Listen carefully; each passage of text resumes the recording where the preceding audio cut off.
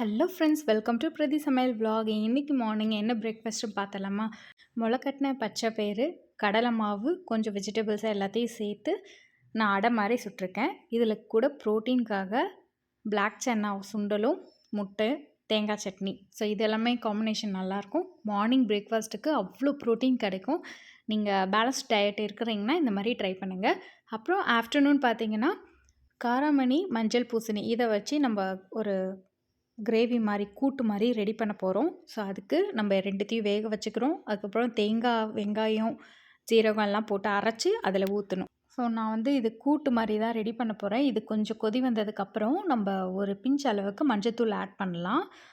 So கலருக்காக add பண்ணிவிட்டு அதையுமே நல்லா மிக்ஸ் பண்ணி விட்டுடலாம். அதுவும் கொதித்து அந்த வரும். ரொம்ப எண்ணெய்லாம் சேர்க்கலாங்க.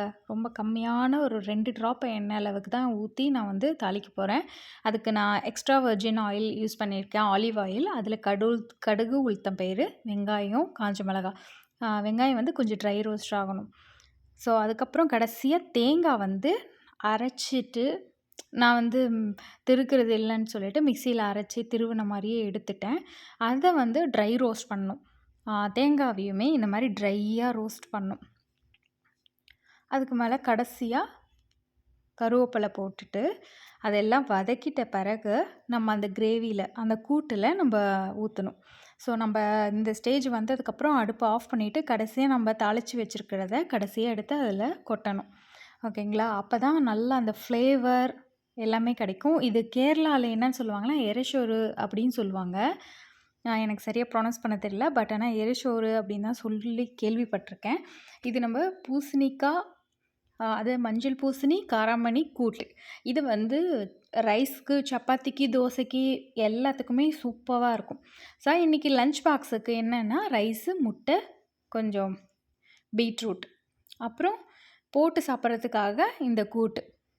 ஸோ இதெல்லாமே என் ஹஸ்பண்ட் லஞ்ச் பாக்ஸுக்கு நான் ரெடி பண்ணியிருக்கேன்.